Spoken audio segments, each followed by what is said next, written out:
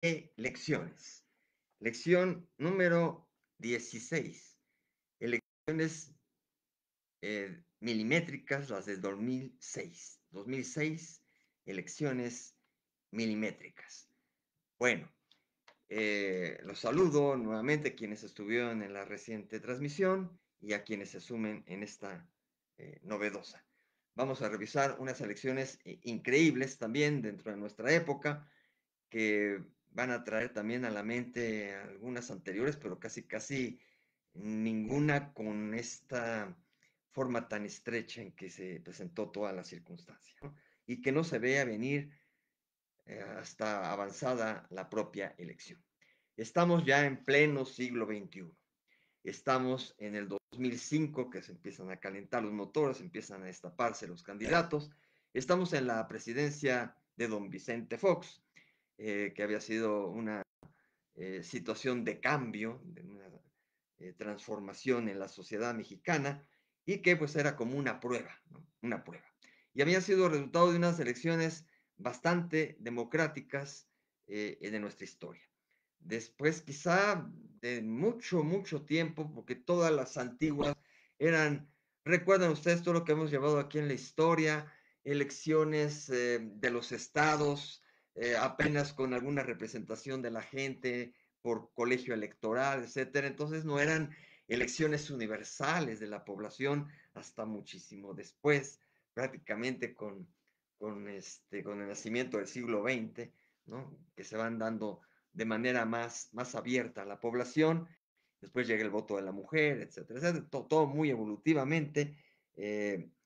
Y la de Madero, que tanto se habla, en libros se les ocurre poner y marcar unas elecciones democráticas, pues fueron democráticas forzadas porque era el grito de democracia que se pedía frente al autoritarismo de Porfirio Díaz, pero era en la juerga de la revolución y además ya revisamos que fueron impugnadas esas elecciones y que le tacharon a Madero de alguna cosa no muy limpia en la mera elección, aunque rompa aquí con la cuestión de mito. Este, entonces, quizá las recientes que acabamos de platicar, las del año 2000, fueron unas elecciones muy democráticas, cuestión que de alguna manera se repite en las recientes, la de 2018, ¿no? Las dos de cambio fuerte a nivel sistema, a nivel gobierno, han sido dadas de esa manera, ¿no? 2000 y 2018. Pero después de prácticamente ser casi únicas o primeras o tan ansiadas para que por fin cambiara un poquito el panorama de un partido que se mantenía, ¿no? Porque era la cosa como cuando Porfirio Díaz, ¿no? Pudo haber sido también eh, positivo y abonar mucho al progreso y muchas cosas que tuvo Porfirio Díaz, pero la gente finalmente después de 30 años ya estaba cansada de Porfirio Díaz, de tanto Porfirio Díaz. Entonces igual acá la gente estábamos cansada de, de esta circunstancia de PRI, ¿no? Entonces llegó el mentado PAN, ¿no? Y entonces como que el PAN entró a prueba, ¿no? Pues vamos a seguirle, ¿no? Y el PRI se trataba de reorganizar y decir, ¿no? Vamos a retomar el poder, ¿no? No lo quitaron, no lo ganaron, pues, en las elecciones, vamos a retomarlo.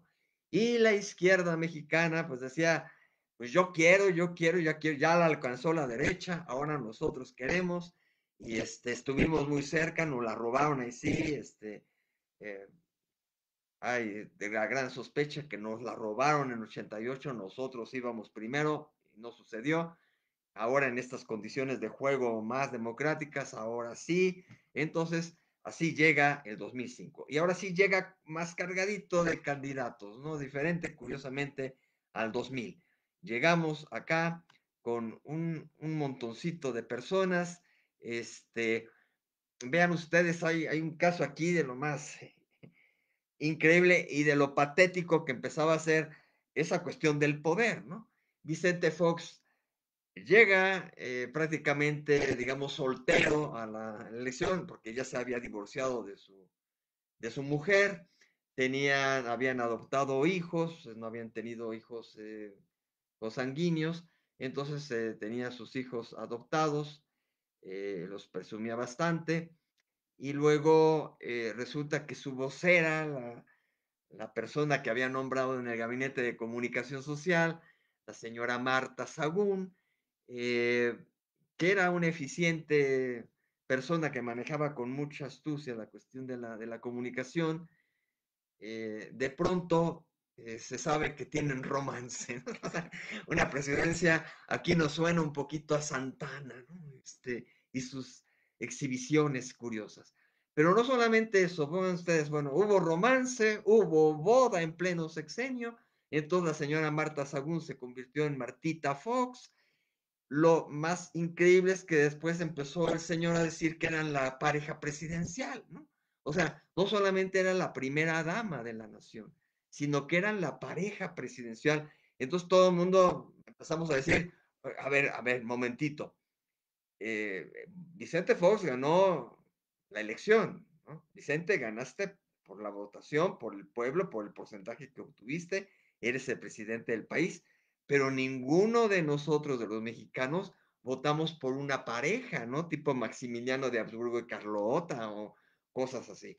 Entonces, no, ahí se le, no, lo que pasa es que el señor se zafaba por su forma, por la empatía que tenía, toda la cuestión, y su risita, y, jajaja, y toda la cuestión, pero era un absurdo esa cuestión de que se consideraba pareja presidencial. En el fondo y en la cuestión de la alcoba, pues seguramente Martita Sagún le decía, haz esto, haz lo otro, haz aquello, ¿por qué no por aquí, por aquí? Y curiosamente, a lo mejor los mexicanos y mexicanas estuvimos sometidos a la pareja presidencial, ¿no? A partir de la cuestión íntima que hayan tenido, cómo se hayan conducido, y como Vicente Fox se haya dejado manejar por su señora nueva esposa, ¿no? Que también traía hijos de su primer matrimonio, entonces ya tenían bastantes hijos, ¿no? En los pinos. Pero de un matrimonio y de otro, y para Vicente, pues todos de alguna manera adoptivos, ¿no? Adoptivos y por herencia de la nueva esposa. Pero lo más patético no nada más fue la pareja presidencial. El hecho está que empezó a sonar la intención, el sondeo, la cuestión así, de que Martita fuera la sucesora, ¿no? No, no, no, no. O sea, pleno siglo XXI, pleno cambio, plena transformación de la sociedad, y de repente una puntadota increíble, ¿no? Que queda para los anales, queda para la historia, queda para la anécdota, pero fue real, fue real. Sonó Martita Fox para la presidencia de la República. Claro que pues no tomó fuerza, el mismo partido no iba por allí, ¿no? No por darle acá a Vicente Fox, que además siempre fue, desde que se impuso Vicente Fox a su partido, siempre fue, y por eso pues también fue bastante democrático él, ¿no? Porque no fue alguien que trajera al partido acá a las espaldas y que él tuviera muchísima injerencia en el partido. Caminaron un poquito paralelos, ¿no? Entonces, en ese sentido, pues no tenía demasiada fuerza tampoco para decir yo soy el presidente de la República y estoy por encima del partido y voy a imponer a esto, ¿no? Entonces, el partido se dejó sentir en ese sentido y no prosperó, ¿no? Pero ahí, si nos vamos a la prensa, si nos vamos a esos momentos del 2005, aparecerá que Marta Sagún, convertida en Martita Fox, fue un hombre que anduvo allí en la sospecha de la sucesión, ¿no? Y ahora empecé con el PAN porque ahora es el partido en el poder, es el partido oficial. Después de mucho tiempo tenemos partido nuevo oficial. Obviamente, pues se hizo a un lado. También Francisco Barrio Terrazas, que fue uno de los primeros gobernadores panistas, no el primero, le habían también robado una gubernatura, después volvió a luchar y la ganó. Entonces, luego pintaba un poco, se enfilaba también para ser sucesor, pero quedó descartado. Igual un Hugo Díaz, personaje menor, ¿no? Que no tengo mayor referencia. En cambio, tomaban alguna fuerza otros elementos, pero también aquí sucedió un adelanto, ¿no? Un buen alumno de Fox se adelanta, no tanto como Fox, incluso, no tanto, ni tampoco con la misma personalidad, no tanto, pero de alguna manera le dan la cuestión de echarlo para adelante. Estuvo en la mira un Alberto Cárdenas, que había sido un gobernador de Jalisco, si no me equivoco, no tengo acá mal los datos, y eh, estuvo también allí, ya emergía de alguna manera como parte de esa nueva camada, igual que la de Vicente Fox, Santiago Krill Miranda, ¿no? Santiago Krill, que estaba en la Secretaría de Gobernación, sonaba fuerte. De alguna manera, ese era el perfil que Fox como que quería impulsar, como que fuera su sucesor, ¿no?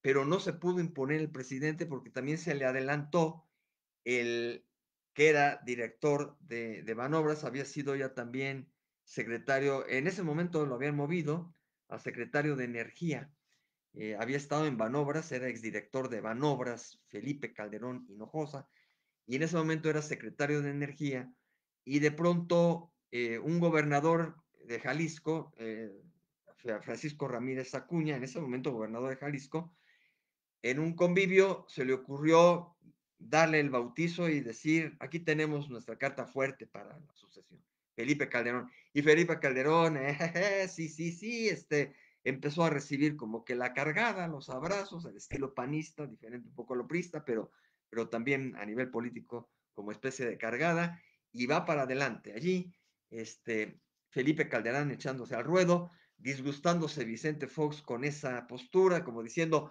no se me desboquen, no se me desboquen, nuevamente como la idea de la caballada, ¿no? No se desboquen, y calma, calma, pero ya se le había ido, y entonces incluso no tenía mucho en la Secretaría de Energía.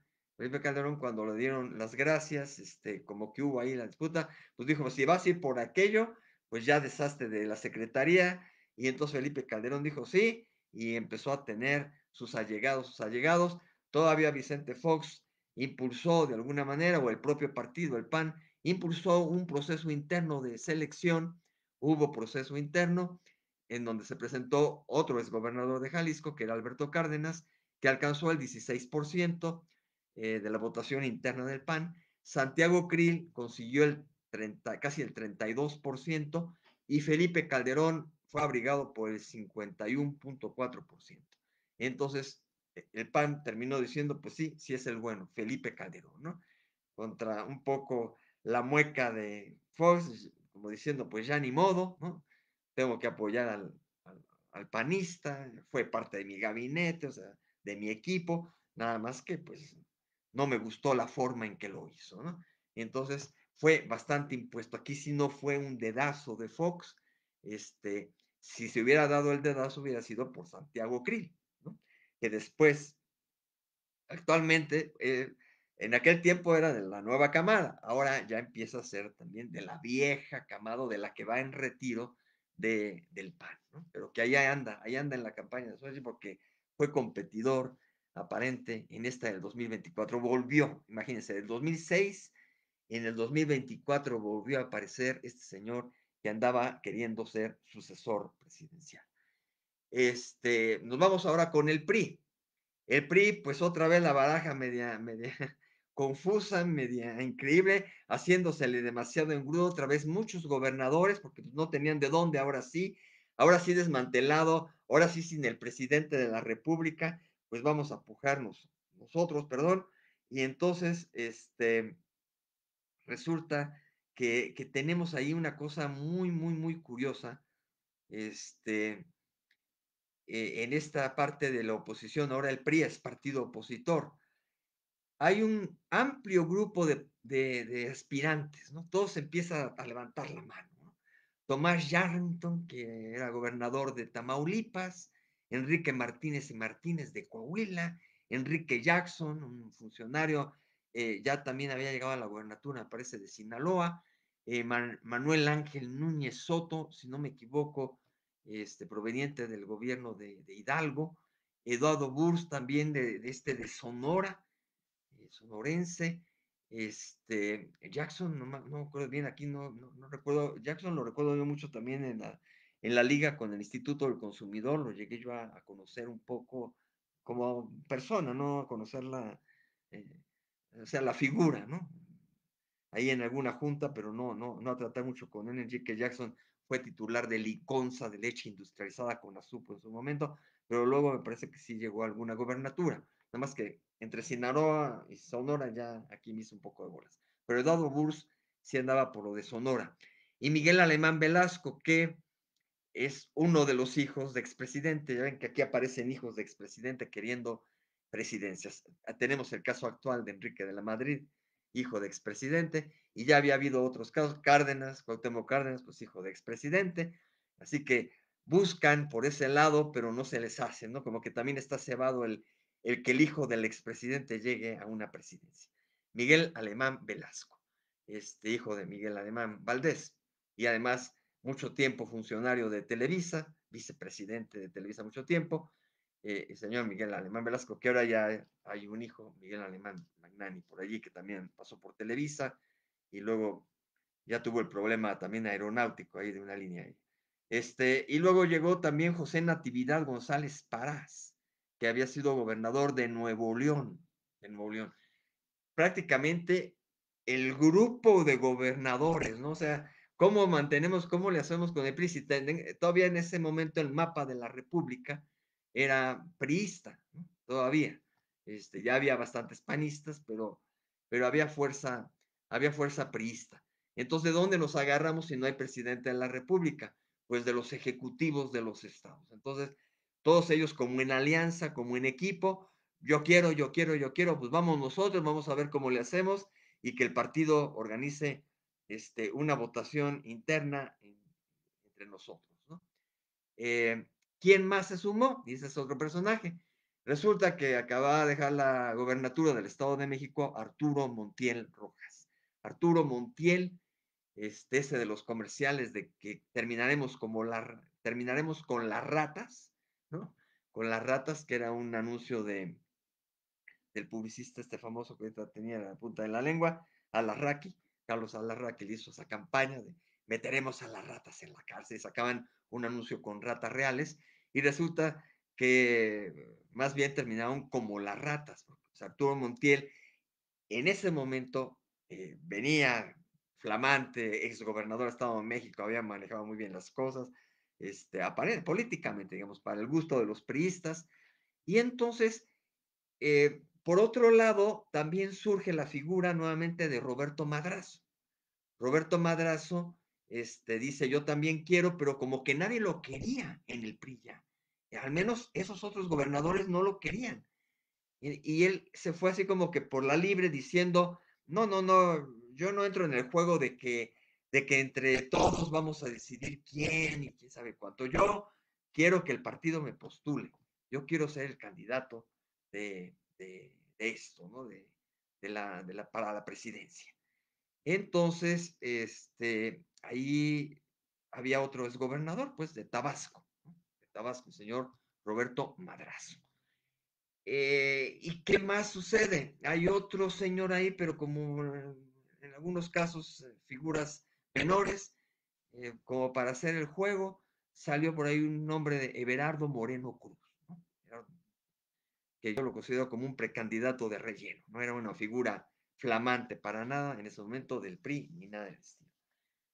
Parecía que venía una lucha interesante porque a diferencia de la anterior elección del 2000, en que apenas fueron dos gobernadores, un secretario de Estado, un diputado, no tenía la fortaleza.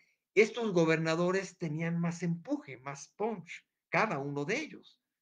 Tomás Yarrington luego se vio involucrado en denuncias y cuestiones así, y Enrique Martínez por ahí también, pero eran más figuras estas, Enrique Jackson también, Eduardo Burs, que también había sido empresario de esto de los huevos Bachoco, ¿no? Es su empresa que tiene Eduardo Burs, aparte que había sido gobernador, y Miguel Alemán, ¿no? Un hijo de un expresidente que había marcado pauta en la parte precisamente del empresariado y la iniciativa privada y el progreso del país nuevamente, después de retomar el hilo de lo que había hecho Porfirio Díaz, etcétera, etcétera. Entonces tenía una fuerza, aunque ya un poco mayor Miguel Alemán. Y José Natividad González Parás, que en Nuevo León se había manejado bien políticamente también para su grupo, fundamentalmente, ¿no? Y don Arturo Montiel, ¿no? Que en el Estado de México también había impulsado mucho el Estado de México, toda la cuestión, ¿no? A menos también propagandísticamente. Y luego teníamos a Roberto Madrazo, que aunque en segundo intento ahora se le veía un poco más echado para adelante que en la anterior contienda que perdió con Francisco Labastida internamente. Entonces, segunda vez que Roberto Madrazo se trata de meter en la contienda y de repente todos los demás gobernadores, en lugar de decir vamos a ganar, el partido ahí no supo cómo manejar la situación para tener un candidato fuerte, ideal, valioso. Pues resulta que todos los que mencioné al principio, Yarrington, Martínez, Núñez, Burs, Alemán, Velasco, Natividad González Parás y Arturo Montiel, todos se unieron contra Madrazo, contra su correligionario, y fundaron su alianza llamándole TUCOM, ¿no? Todos unidos contra Madrazo, ¿no? Hasta con siglas, ¿no? El TUCOM, para darle casi, casi un madrazo a Madrazo, ¿no? Y que no sea el candidato. Pues parecía que a Madrazo lo iban a apabullar, lo iban a bajar y todo, pero aquí fue como David contra Goliat, ¿no? Resulta que el único, porque nomás tenía ahí como comparsa a Berardo, otro competidor por ahí menor, era el único aislado, pues pudo contra todos. ¿Por qué? Porque le sacaron los trapitos al sol, salió ahí una cuestión de corrupción muy fuerte con Arturo Montiel y eso acabó con el Tucum. Ah, porque me salté. Todo ese grupo que era del Tucum dijeron, a ver, entonces vamos juntos, compactos, pero vamos a ver quién es el abanderado de nosotros, quién va a ser el que realmente va a ser el candidato, ¿no? Y entonces ya todos estaban apostando por Arturo Montiel, o sea, estaban renunciando a sus aspiraciones, a pesar de que ya habían salido en medios de comunicación con entrevistas, toda la cuestión, muy echados para adelante. Uno de los más fuertes en ese momento era Jackson, ¿no? Yarrington, Jackson, un poco alemán, y Natividad González Parás. Pero yo vi muy fuerte a Jackson en ese momento, más que a Montiel. Y todos ya decían, quiero ser presidente por esto, quiero ser presidente por otro. Entonces parecía que iba a venir una cuestión bastante fuerte, equilibrada entre todos los partidos, que iba a ser una competencia eh, como nunca, y lo fue, pero que el PRI se iba a meter mucho en esa contienda por los nombres. Pero a la hora deciden por Montiel. Montiel quizá manejando mucho los hilos políticos, etcétera, por algo, no era el mejor perfil dentro de todos estos. Yo veía más a Jackson. Claro, es una cuestión totalmente personal acá, pero creo que otros tenían más elementos que Arturo Montiel, pero apostaron por Montiel y oh, gran error, ¿no? Quizá también si hubiera sido Yarrington en ese momento, le hubieran sacado los trapos que luego le sacaron a Yarrington. Pero le sacaron en ese momento mucha situación a Montiel de problemas de corrupción, ilícitos manejos financieros que había habido en su propia administración como gobernador y lo apabullaron. Lo sacaron completamente de la contienda, un poco como pasó ya en pleno momento a Ricardo Anaya, y después, en la siguiente, pero en este momento lo que ocurrió en la subsiguiente, no la siguiente. Lo que ocurrió aquí fue que casi hizo mutis, ¿no? No dijo más, no salió hacia super defenderse Arturo Montiel, mejor se hizo a un lado para sí defenderse, pero en lo privado, en lo cortito, en que no creciera más el escándalo, y sabedores todos los demás de que pues no le iban a hacer con un candidato así, un candidato no solamente señalado de corrupción, sino con pruebas contundentes, y entonces en ese momento se desbarató todo el Tucón. Todos unidos contra Madrazo acabaron derrotados por el David, Roberto Madrazo. Y entonces ya nada más se hizo una elección en el partido del señor Berardo Moreno Cruz, con Roberto Madrazo, su elección interna, y obtuvo casi 11.5% Everardo Moreno Cruz y Roberto Madrazo el 88% de la votación interna del PRI y salió ganador después de que tenía a todos unidos contra él, ¿no? Pero eso le dio también un madrazo al PRI. O sea, Roberto Madrazo terminó siendo un madrazo al PRI, porque aunque ahí se impuso el solitario, imagínense todo el descrédito que hubo con lo de Arturo Montiel y toda la pelea interna que hubo y que no querían a Roberto Madrazo y no queriéndolo resultó ser el ganador, pues Roberto Madrazo llegó realmente, pues sacrificado de alguna manera por el propio PRI. O sea, se impuso, pero se impuso de una manera en que ya desdibujó y le dio otra vez en la torre a su propio partido. Tenemos al otro gran candidato que surge allí en ese tiempo, la nueva camada también del PRD, alguien que desde el 88 había apoyado a Cárdenas, pero como suma, no del movimiento de la convergencia democrática, sino posterior, se suma secundariamente, no era de los fuertes en ese momento, pero con el tiempo fue adquiriendo fuerza, y aunque aquí curiosamente, por cuarta vez querían o se mencionó el nombre de Cuauhtémoc Cárdenas, ya él mismo declinó y dijo, no, yo no voy, ¿no? Le dio el paso a Andrés Manuel López Obrador. Aquí empieza una nueva historia en el 2006 y entonces Andrés Manuel López Obrador es postulado por el Partido de la Revolución Democrática. Para esto, el PAN ahora va solo, ya no se le sumó el Partido Verde, ya estaba en el poder el PAN, va solito el PAN con Felipe Calderón, Roberto Madrazo sí va en alianza, una alianza que se le llama Alianza por México, y ahora el Partido Verde otra vez jugando, ¿no? Siempre es el comodín, el PBM, va ahora con el PRI, ¿no? Había ido por el PRI antes, había ido por el PAN, ahora nuevamente va por el PRI, y después irá con otros. Ya llegaremos al presente. Y entonces va PRI y Partido Verde juntos, Alianza por México. Compiten otros dos más, curiosamente.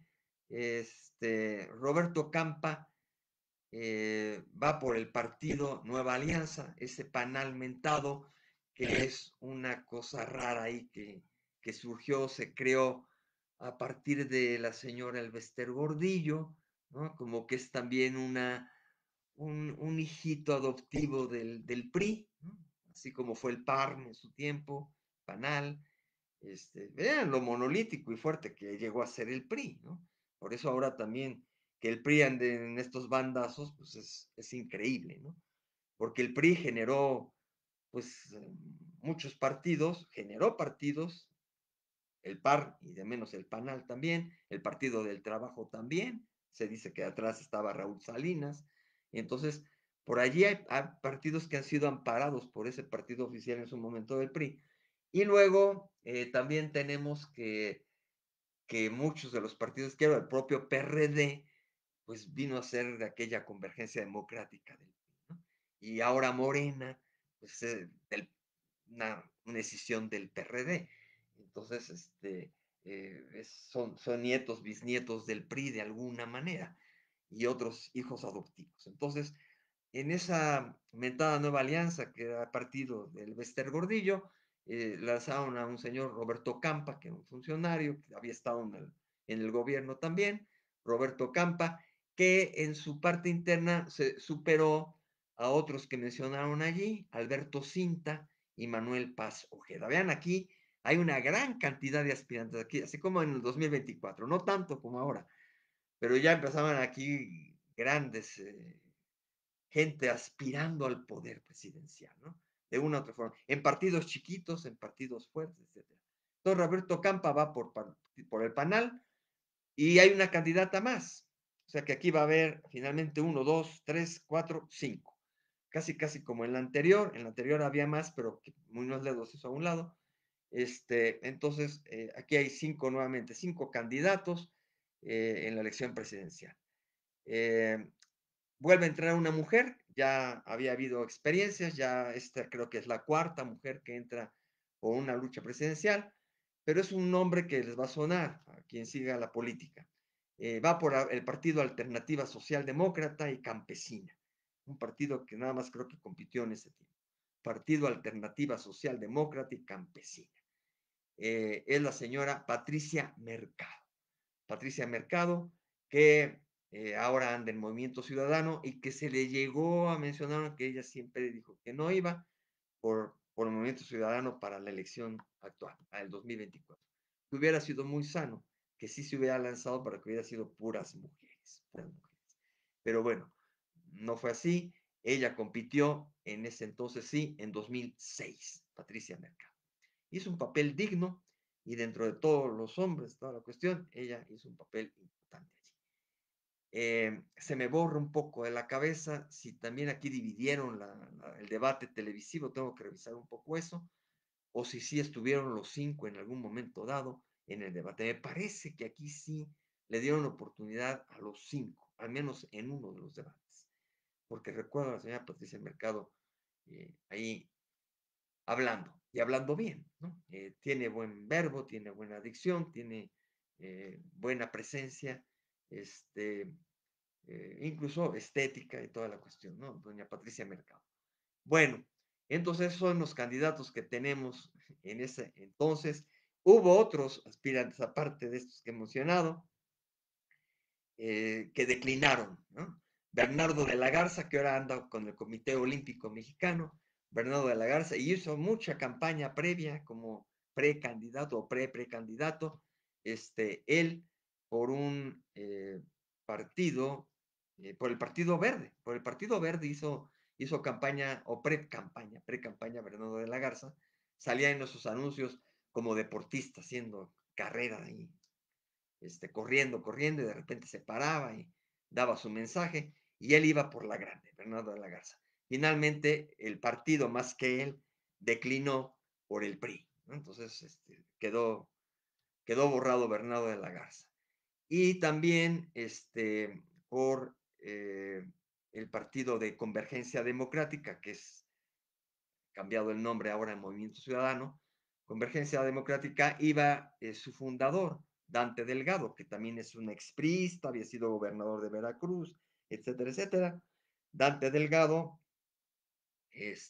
estaba viéndose como precandidato por Convergencia Democrática. Iba a estar en la boleta Dante Delgado, pero declinó él por el PRD, ¿no? Ahí sí él, porque pues, él era el mismo partido, ¿no? Él y el partido declinaron por el PRD.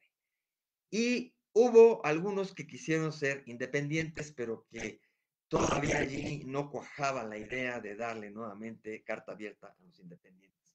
Históricamente, ustedes recordarán, si han seguido alguna cuestión muy antigua de los que he tenido yo más atrás, eh, resulta que hubo candidatos independientes, sorpresivamente hubo independientes hasta con Porfirio Díaz, claro, nada más haciendo relleno ahí, toda la cuestión, pero, pero se daba paso a candidatos independientes. Después se cerró mucho eso y nada más era por cuestión partidaria. Pues aquí ya empezaba a sonar la posibilidad, pero todavía no se consolidaba como nuevamente ya en los últimos años, aunque todavía no de manera como se quisiera para la ciudadanía, y ha aparecido en el 18, pues sí apareció un independiente, pero en el 24 tampoco se pudo cuajar la cosa.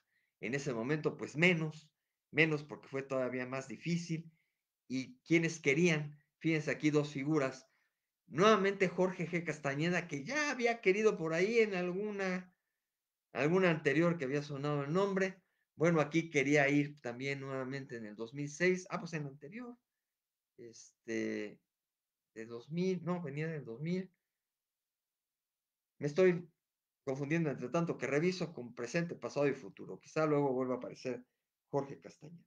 Pero aquí para el 2006, tenía muchas ganas Jorge G. Castañeda, este gran comentarista que está en Foro TV y que echa a andar las guerras sucias, ¿no? Detrás de algunos candidatos.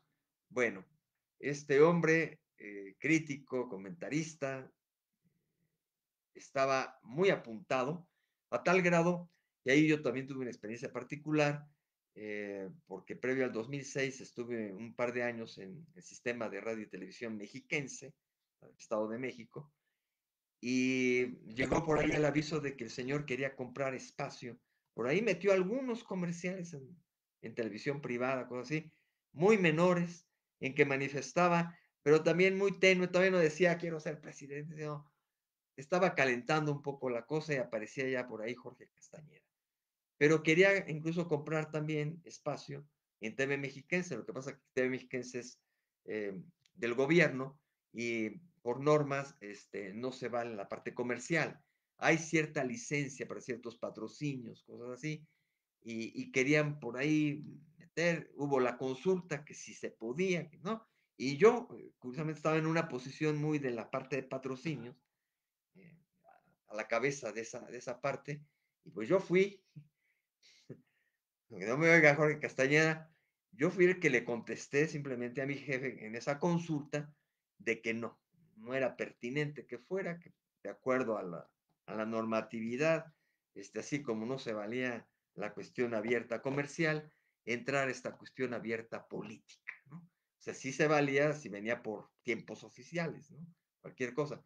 Pero un candidato independiente comprando espacio, no era válido. Entonces, yo hasta cierto punto paré en seco, di la respuesta a la consulta que a mí mi jefe me hizo, porque a él le hacía la consulta.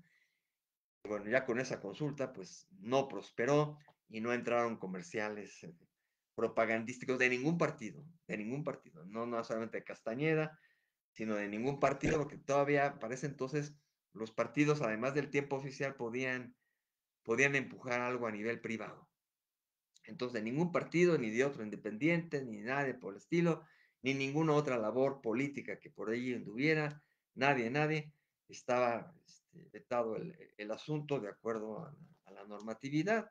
Y por ahí dábamos vuelta con ciertas cosas comerciales entrando como especie de patrocinio, nada más.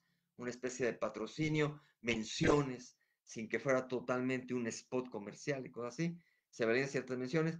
O si se hacía spot, se hiciera a partir de la labor social que realizaba la firma comercial, ¿no? Supongamos, yo traté o intenté algo con Banamex a partir de la Fundación Banamex, que parecieran el patrocinio y la paga y que entrara dinero al sistema por parte de Banamex, pero a partir de un anuncio que hubiera de sus exposiciones pictóricas, de su labor cultural, etcétera, y que entrara algo Fundación Banamex. Nada más como ejemplo, ¿no? Lo hacíamos con algunas firmas y entraban allí.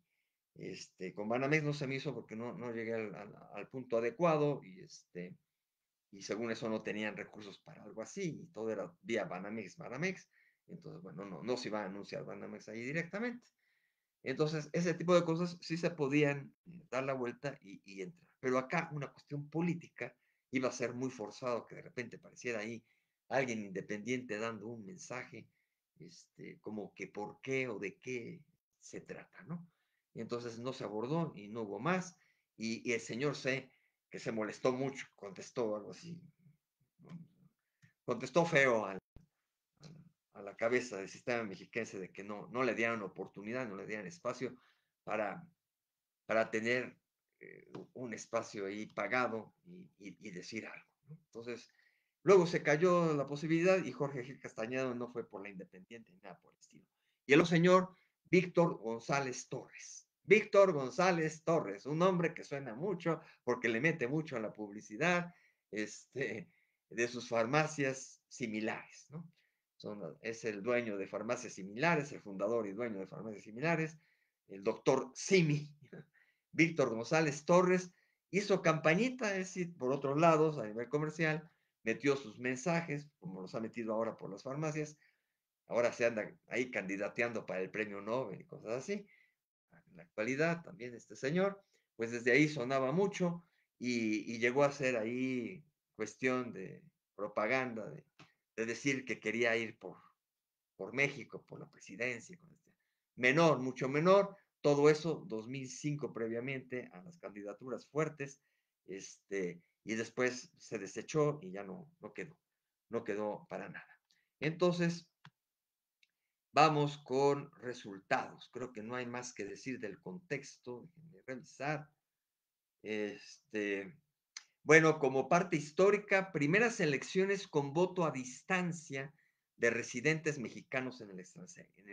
O sea, el voto en el extranjero, la primera vez que se realiza es en el 2006. Es también un hito, es algo histórico lo que sucede en ese tiempo. Ahora ya estamos acostumbrados que la elección que viene, y ahora que está habiendo problemas, que porque no presentaron bien las documentaciones, se traen un relajo con esta situación del voto extranjero, pero ya nos hemos acostumbrado en las últimas elecciones, pues fue la primera en 2006.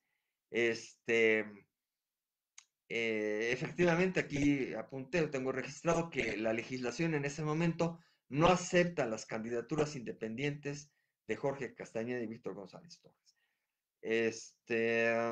Mm, lo demás ya es postelectoral, algunas marcas que traigo aquí. Así que ya voy con resultados, también en este caso, directamente del Tribunal Electoral del Poder Judicial de la Federación. Son resultados que no fueron los inmediatos. Bueno, también tengo que dar un poquito el contexto de cómo se calentó la campaña, de lo previo. Venía entonces fuerte, las encuestas empezaban a tomar mucha pujanza, mucha, y entonces se despegaron los dos punteros, ¿no? O sea, ya aquí no importaba ni Roberto Campa ni Patricia Mercado, y ya Roberto Madrazo pintado, pues no pintaba, ¿no? Entonces los únicos que pintaban era Felipe Calderón y Andrés Manuel López Obrador. Y López Obrador iba arriba en las encuestas desde por enero, febrero, marzo, pero en marzo, si no me equivoco, más o menos traigo aquí el mapa mental, esto incluso sí está documentado de toda la cuestión, pero lo que traigo yo más es mi mapa mental, ¿no? Porque ya me toca todo esto con una vivencia muy fuerte.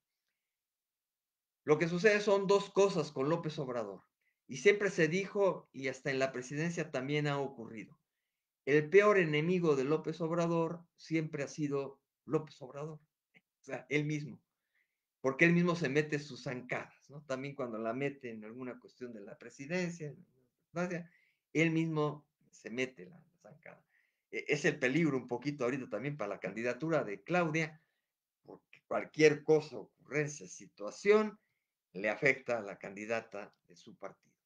Entonces, el peor enemigo ahora también de Claudia Sheinbaum se llama López Obrador, porque siempre durante la campaña de 2006, de 2012, 2018 y durante la presidencia, el peor enemigo de López Obrador siempre ha sido López Obrador. Lo que pasa que en las dos anteriores fue el peor enemigo mayor todavía, ¿no? O sea, ya después como que ha mejorado el ser tan enemigo de sí mismo, ¿no? A veces. Bueno, entonces cometió dos pifias tremendas. Una, precisamente, así como también se le puede revertir ahorita a la candidata y al partido de frente opositor, la cuestión del narcocandidata y esas cosas, se le ocurrió irse muy fuerte contra el presidente de la República, no ser respetuoso con él, y precisamente viendo que estaba metiendo tanto la nariz, que la tenía grande Vicente Fox, se estaba metiendo tanto la nariz en las elecciones, comentando, diciendo, en aquel tiempo él lo que estrenó mucho, así como ahora las mañaneras, Vicente Fox tenía un programa semanal, un programa que se ponía en varias estaciones, casi tipo cadena nacional, así tipo como hora nacional, pero era la hora de Fox, y entonces pasaba en muchas estaciones y se llevaba más de una hora ahí discurriendo, teniendo pues al comentarista que conducía, pues muy a modo, y comentaba cosas precisamente pues, de los proyectos que traía, de su caminar durante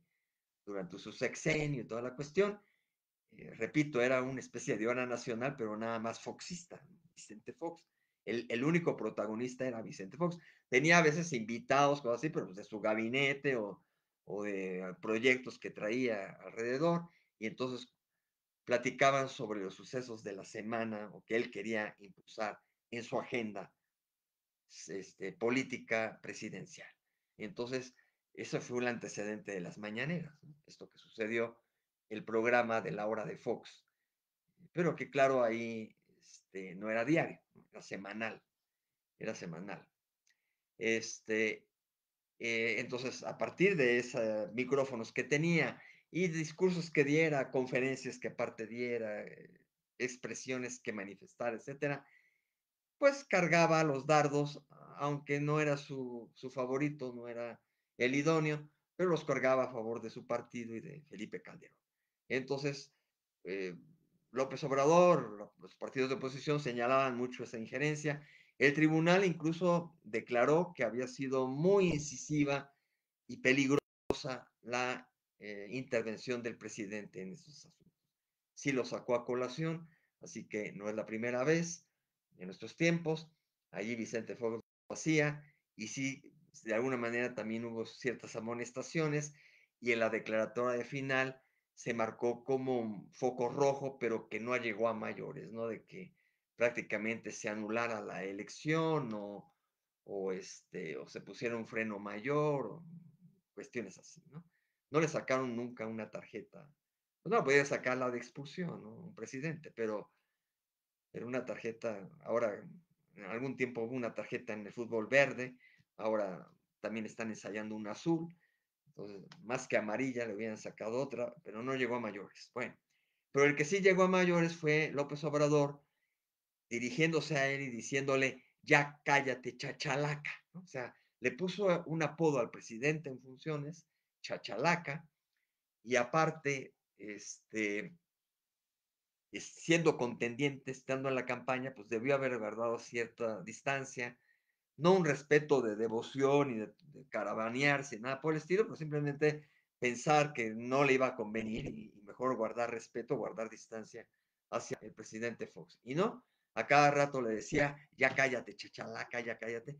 Y pues fue tan incisivo, tan fuerte eso, y hasta en su propia campaña creo que lo metió en los spots, pues que realmente no le vino bien a la campaña del propio López Obrador, ¿no? Entonces, esa mención de ya cállate chachalaca fue contraproducente, fue un boomerang para López Obrador.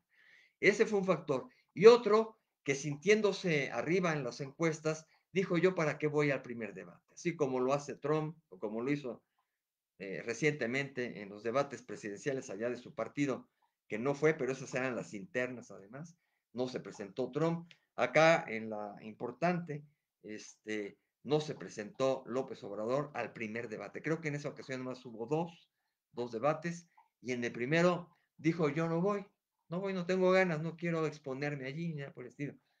Pues ahí sí se le revirtió.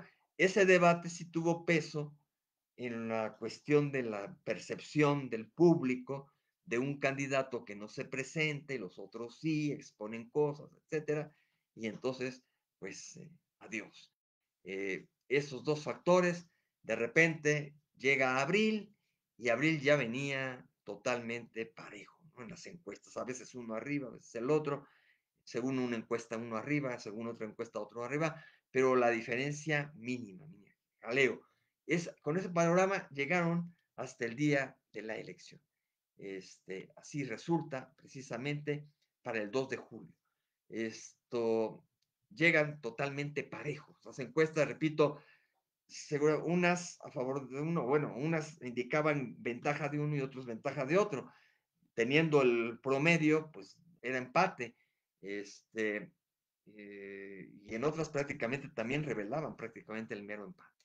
Entonces, eh, son unas elecciones también muy singulares estas de 2006 por esa circunstancia, por eso ahora las mencioné como las elecciones milimétricas, porque el resultado se esperaba en el momento cumbre de fotofinish, así como en las carreras de atletismo, las de 100 metros sobre todo, hay que tener una cuestión de precisión para ver quién pone el pie en la línea primero, quién pone la uñita del zapato, del pie, pues, pero del tenis, la punta, y es el que resulta ganador, porque llegaron muy parejos.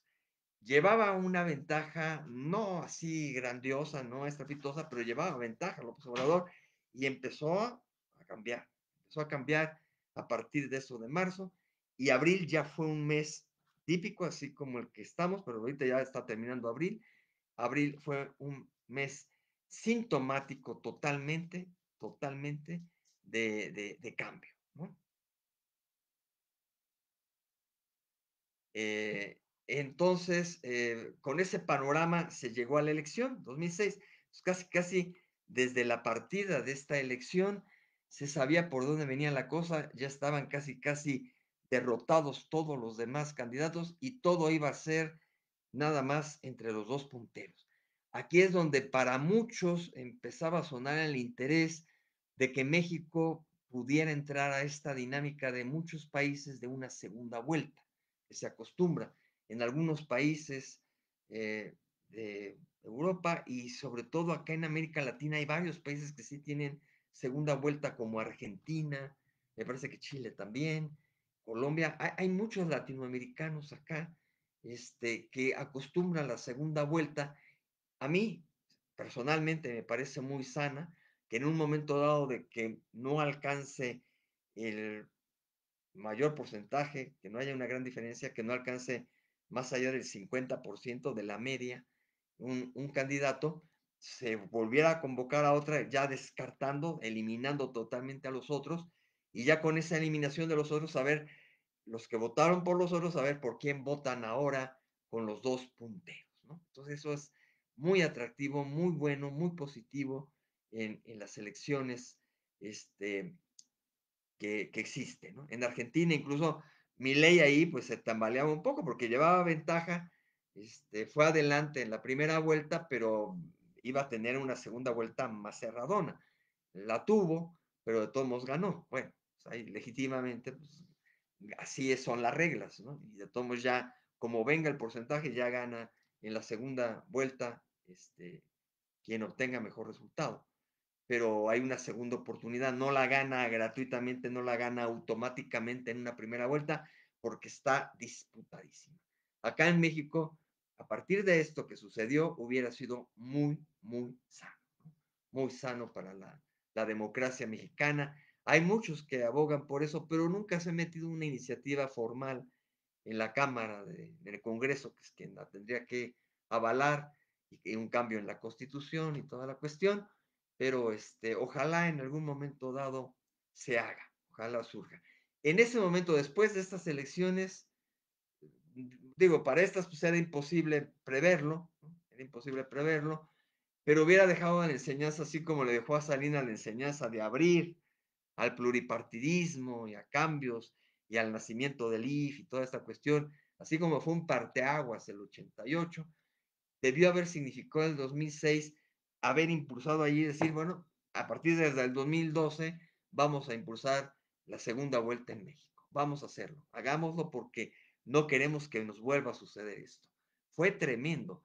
Quizá para algunos quedó ya ahí rezagado, otros no lo vivieron, de mi público que tengo ahora, pero, pero fue fuerte, fue tremendo el momento porque nuevamente, pues aquí con otros elementos, con otros argumentos, se habló de fraude, así como en el 88. En el 88 hubo una diferencia, pero porque se dice que hubo muchas trampas que fueron sucias, etcétera. Acá, aparte de que se pretende que hubo suciedad y que hubo irregularidades, lo tan parejo del resultado al final, y con esas irregularidades, con esas trampas, pues hacen pensar que forzaron y como además ganó el partido oficial nuevamente, ya estamos hablando de un nuevo partido oficial, pero lo ganó, ¿no? Aquí sí refrendó el PAN su gestión, se sospechó también con elementos, con argumentos, y quedó la duda sembrada también de que hubo un fraude electoral. No, no nada más el del 88, de 2006. Y además con más alboroto, no nada más con llenar otra vez la Plaza de la Constitución, hacer declaratoria, pugnar por que se limpien las elecciones y después bajarle el volumen. No, acá sí se vino fuerte, como en los tiempos de Vasconcelos, en los tiempos de Enríquez, en los tiempos de Alamán, hubo más ruidito, hubo más ruidito. Vamos a los resultados de esta elección de 2006. Votos nulos, otra vez casi 1 millón de personas que dijeron no al, al, a la, al gobierno y a los opositores, a todo mundo. Le dicen no al sistema que existe, sí a la democracia electoral porque voy y voto, pero lo anulo y manifiesto que estoy en contra de este juego, de esta competencia electoral. No me gusta ninguno de los candidatos que está ahí. Allá iba a tirar yo la urna. Bueno, votos nulos, 900,373 votos, otra vez el 2%, igual que en la anterior. Igual que en la anterior. Déjenme monitorear si no tengo aquí saludos en esta ocasión. No, ya se cansado mi público de hace rato porque hoy he tenido doble sesión, pero bueno, aquellos que se sumen se los agradeceré, aunque sea de manera eh, grabada. Voy después a los no registrados. 298,204 votos, casi 300,000 votos, el 0.7%. Digo, también no registrados fue bastante. Sumando unos y otros, pues fue 1,200,000 votos echados a perder, finalmente. Bueno, el voto nulo no es que se eche a perder, es una manifestación democrática de estar antisistema, anticompetencia, anticandidatos totales, ¿no? Bueno, Roberto Campa, de Partido Nueva Alianza, PANAL, 397,550 votos, el 0.96, casi el 1%, muy poquito. Patricia Mercado, de Partido Alternativa Social Demócrata y Campesina, 1,124,280 votos, respetables, el 2.7%, casi 3%. Para ser una dama, le ganó a Roberto Campa, fue loable el papel de doña Patricia Mercado. Roberto Madrazo Pintado, por la Alianza por México, compuesta por PRI y por Partido Verde, 9,237,000 votos. 9,237,000 votos. El 22.22%. 22.22, muy curioso el número. Nada desdeñable. Todavía el PRI diciendo, bueno, seguimos siendo un partido que obtiene porcentajes que no son del 1%, ni del 3, ni del 5, 22%. Ok, bueno, aquí nuevamente si hubiera habido una alianza opositora, le hubieran ganado, obviamente, al partido oficial. Pero a nadie se le ocurrió que el PRD otra vez se fusionara con el PRI, ¿no? Todavía 2006, aquí ya más cercano a nuestro tiempo, 16, bueno, un poco más de 15 años, nadie pensaba que en un promedio de 15, 17 años iban a fusionarse por una candidatura, ¿no? Ahí impensable, impensable.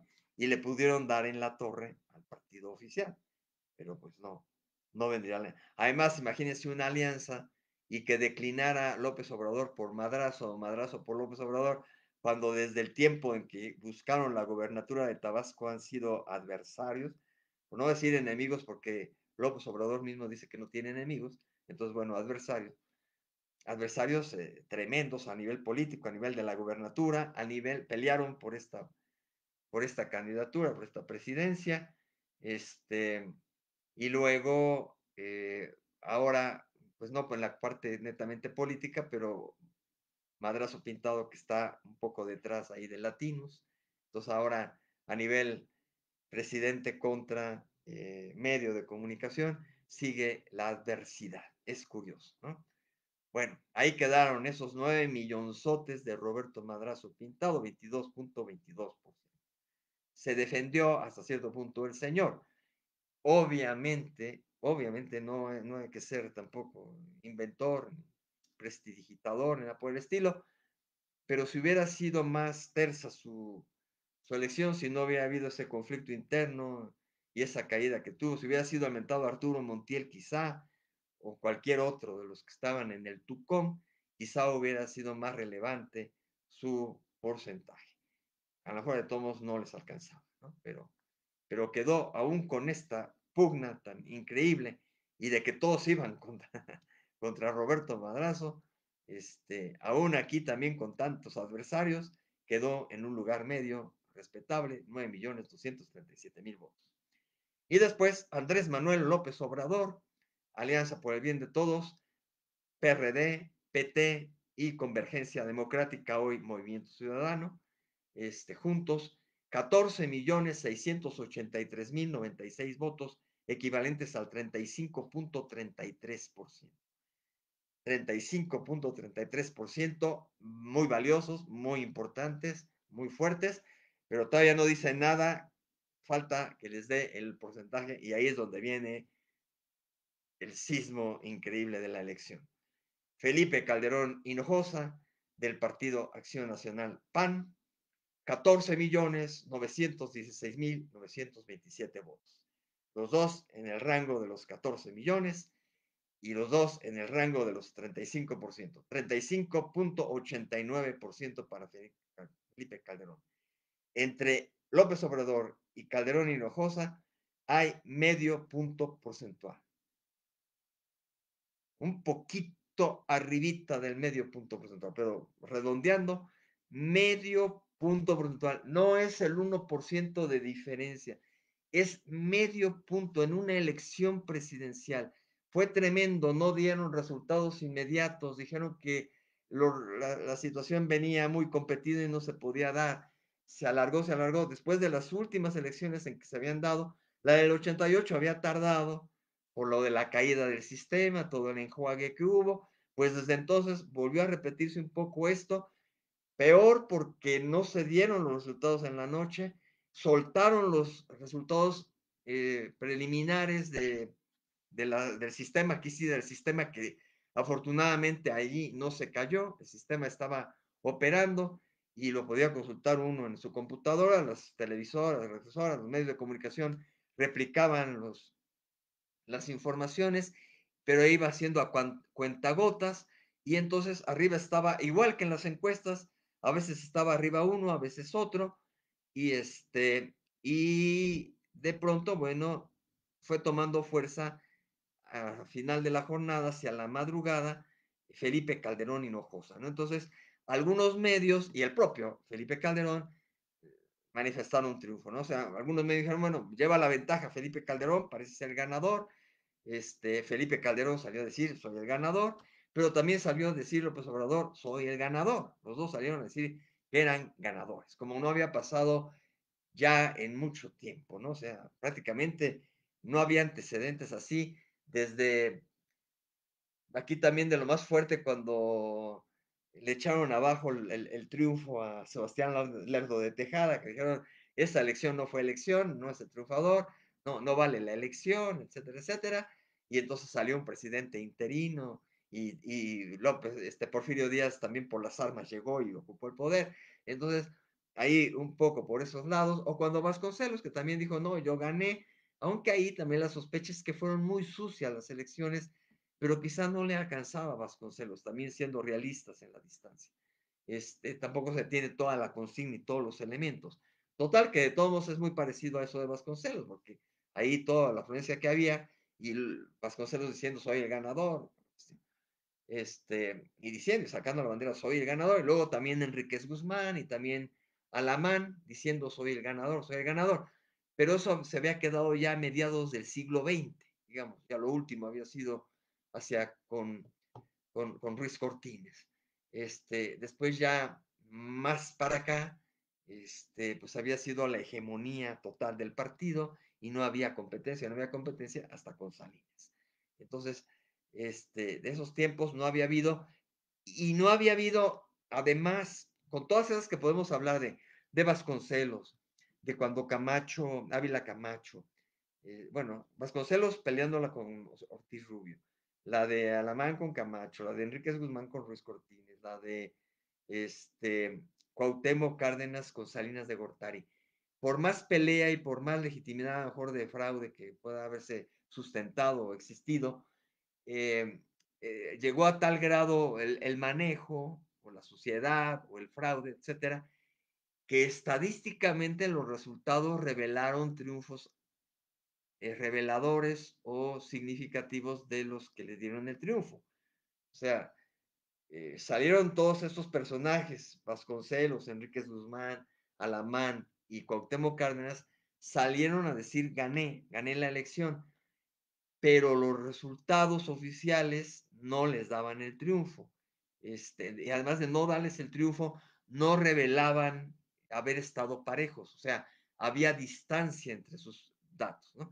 Que si fue por fraude, pues a lo mejor sí, algunos de ellos, que si fue por guerra, por sucia la elección, pues a lo mejor también movieron ahí numeritos, pero finalmente a la hora que reflejaban los resultados, no había demasiados elementos para pelear precisamente la presidencia a final de cuentas, porque ahí estaban aparentemente los votos. Esta rompe con todas las demás, ha sido la única prácticamente, la única que sí, por porcentaje, por ese medio punto porcentual, este, se duda, o sea, hubo duda extrema. Se llegó a la mañana, hubo un momento en que se dijo, ahora ya empezó a crecer más López Obrador, ya está alcanzando en los datos preliminares a Felipe Calderón, y a tal grado que iba avanzando que casi lo empató. Y en ese casi es donde dicen, ¿y por qué no lo empaté? Porque entonces sí hubo robo de urnas, hubo esto, hubo lo otro, y entonces ahí ya me restaron votos a mí que eran legítimos y que me daban de menos el empate para anular la elección o para voltearla por un voto, ahora mío, ¿no? Cambiarla. Entonces, nunca se había dado una elección así. La del 2006 es única en el medio porcentual oficial que existe. Además, estos datos ya son del Tribunal Electoral, ya es cuando se calificó al final. Las previas de tomos del IFE y toda la cuestión eran muy parecidas y se veía esta cuestión tan pareja. ¿Qué sucedió en la poselección? Aquí hay bastante que decir. Pues que las irregularidades tan fuertes hacen que López Obrador se manifieste como ganador, y llame, convoque a sus seguidores, simpatizantes, nuevamente también a Plaza de la Constitución, toda la cuestión, y hacer una especie de paro, de toma de las calles, de las avenidas, de la avenida tan importante que es el Paseo de la Reforma, y es cuando paraliza la Ciudad de México porque toma el Paseo de la Reforma por varias semanas y se apoltrona ahí con tiendas de campaña de sus seguidores, simpatizantes, que no se mueven para que se limpie la elección, y lo que pide es que se revise voto por voto, no solamente las actas, que en un momento dado dicen, bueno, vamos a revisar las actas, confrontarlas, etcétera. No, los votos y ver que correspondan a la propia acta. Entonces, votito por votito, abrir toda la paquetería electoral, todo. Entraron las impugnaciones tremendas en el Tribunal Electoral, dio entrada a muchas, se empezaron a generar varias cosas. Hubo dentro de la época contemporánea, o por primera vez también, una revisión minuciosa de varias casillas.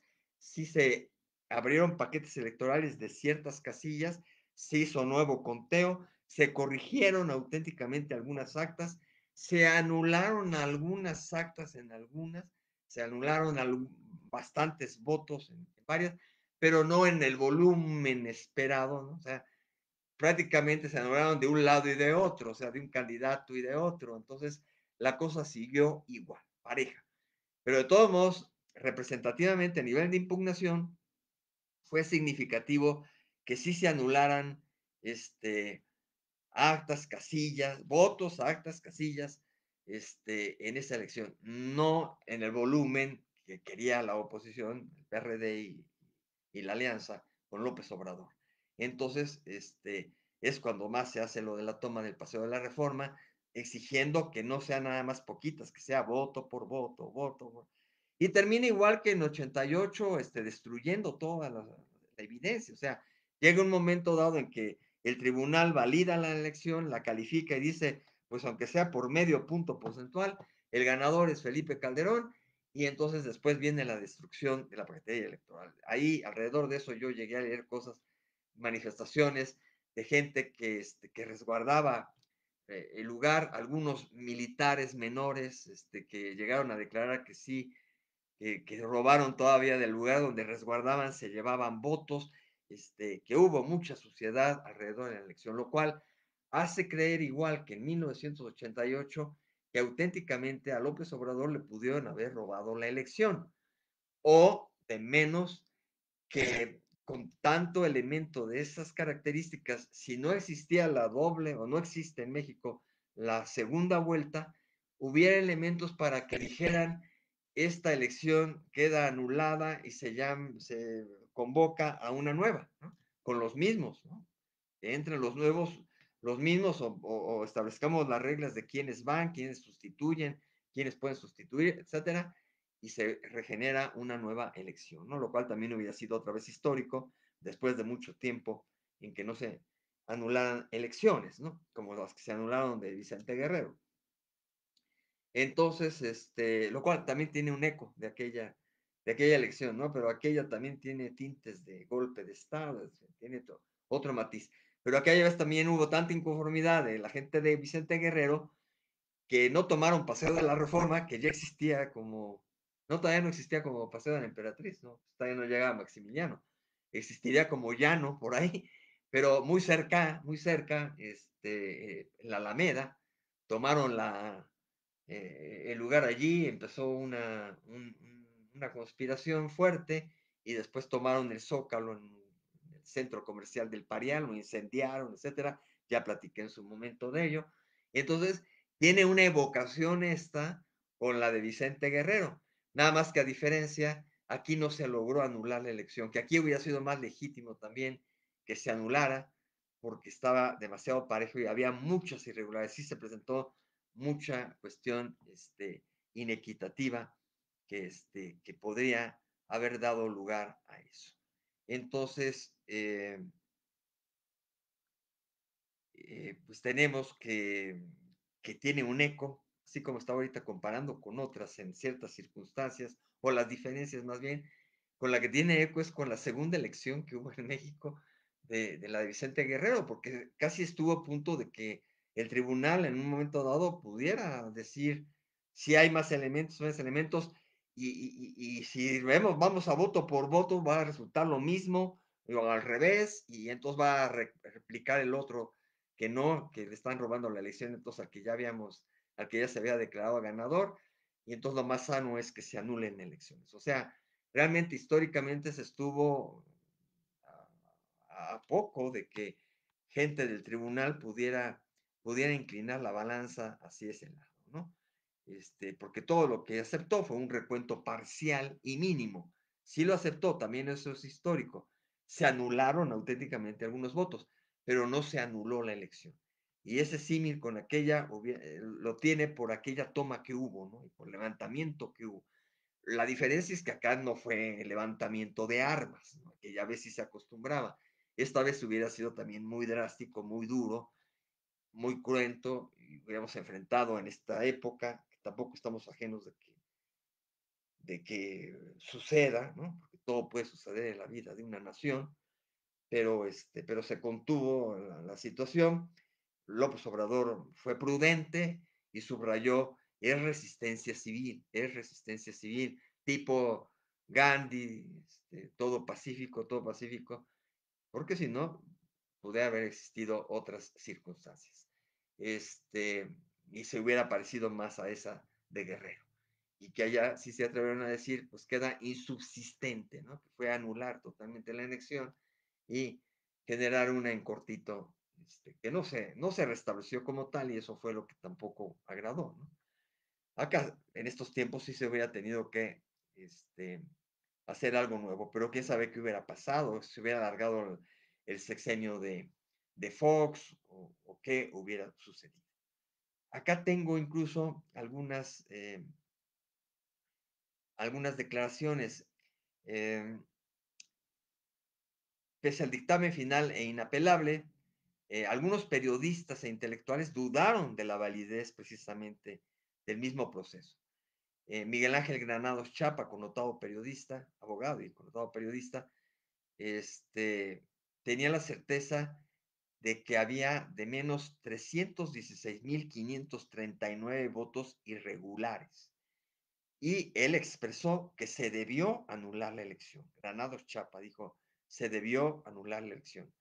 Similar, José Antonio Crespo, también comentarista, llegó a la conclusión de que había 1 millón de votos registrados en actas sin sustento en boletas electorales. No compaginaban votos con actas, alrededor de 1 millón de votos. Si Gernaro Chapla hablaba de 316.000 votos, acá el otro hablaba de 1 millón de votos, con mayor razón debió haberse anulado la elección. Y Sergio Aguayo, también un crítico de todos los sexenios, un poco simpatizante de la transformación, pero a la mejor hora distante de López Obrador por algunos disensos que hay ahí. También a partir de la información había dicho, considero que de respetarse la ley, el ganador hubiera sido López Obrador. Eso dijo Sergio Aguayo en su momento. Así que no todo paró nada más en la cuestión del parón o de la resistencia civil en el Paseo de la Reforma, sino que también se dio un símil con otras cuestiones de la historia, aunque no con la anuencia de algún país extranjero, que si se le hubiera ocurrido reconocer a López Obrador, entonces hubiera sido un momento histórico también peculiar.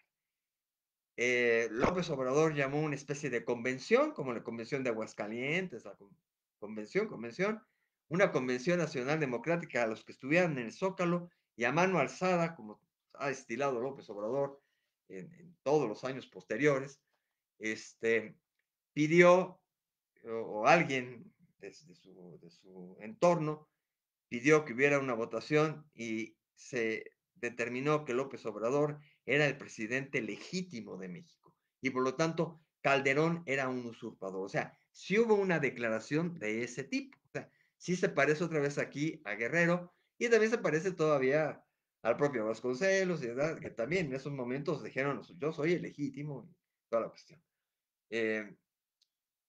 Hay un poco ese símil y resulta que después de muchísimo tiempo, ya había quedado eso muy rezagado, muy atrás, acá lo vuelve a invocar a alguien, ¿no? Y a decirlo con fuerza. Pero no solamente quedó en que él era el presidente legítimo de México, sino que nombró a partir de eso todo un equipo, un gabinete alterno. Ya lo había hecho en 88 Manuel J. Cloutier. Había hecho una especie de gabinete, pero él como en la cuestión de que pues ya los resultados ya fueron por allá, ya me deslindo del reclamo, de la impugnación, pero como en un tono político de meterle freno al nuevo gobierno, voy a llevar una especie de gabinete alterno de mi movimiento, del panismo y de mi gente allegada. Y entonces había formado, que se disolvió al poco tiempo, o no tuvo la fuerza, ese gabinete alterno, ¿no? Para discutir cosas políticas, decisiones, tomas de decisiones en el gobierno y contraponerlas la visión que tenían ellos. Entonces fue un poquito diferente. Acá el gabinete que conforma a López Obrador es con la idea de decir, soy el presidente legítimo y tengo gabinete. Y no solo eso, sino que además se me invista, se me ponga la banda presidencial en una ceremonia. Y entonces esto, antes del 1 de diciembre, hubo una pues pseudo toma de posesión, ¿no? De López Obrador y portó la banda presidencial y tomó posesión como presidente legítimo de México. No creció más la cuestión de la simpatía o no hubo movimientos en los estados que refrendaran más eso o algunos estados extranjeros que dijeran yo reconozco a López Obrador porque entonces ahí sí metían un brete al sistema y se hubieran tenido que repetir las elecciones o algo hubiera sucedido en nuestro México contemporáneo. Entonces estuvo también en eso, en el filito, en la navaja, toda esa situación, porque además lo mantuvo durante varios meses, ¿no? O sea, tomó esa posesión en noviembre, a finales de noviembre, días antes de la toma formal que hizo Felipe Calderón, y entonces duró varios meses el gabinete alterno y la lucha por, por refrendar todo esto y se le puso el membrete directo de estarle llamando usurpador a Felipe Calderón. Se le puso incluso otro apodo más feo. Pues si ya le había dado chachalaca a Fox, a Calderón, que lo consideraba un adversario tremendo y que le estaba usurpando el poder, lo consideró, le puso Fecal, ¿no? Por las iniciales de Felipe Calderón. Felipe, Fe, Calderón, Cal, pero sonando a algo de fecal, ¿no? Algo que luego también se le ha revertido ahora a López Obrador, que también le pusieron el cacas por ahí, ¿no? Porque dijo caca, caca, algo así, ¿no? Entonces, en aquel tiempo le puso fecal y le decía usurpador. Quizá como en lo de 88, fue legítimo la réplica de Cárdenas y las ansias de que se revirtiera el resultado y hubo a lo mejor fraude, mucha suspicacia con respecto a ello, y quizá también en 2006 con esta cuestión tan pareja, los resultados oficiales y tanta irregularidad, y luego intelectuales diciendo que efectivamente debió o anularse o ganó López Obrador, quizá ahí la elección no fue o no pasa a la historia como algo nítido, desgraciadamente viniendo de una tan poderosa, tan limpia, tan democrática como la del 2000, la de 2006 quedó muy sucia, muy irregular y muy en la suspicacia de que hubo empate técnico y pues no podían mandar dos presidentes porque ya no era el tiempo de los triunviratos, así que no podemos tener dos presidentes, tenía que haber uno.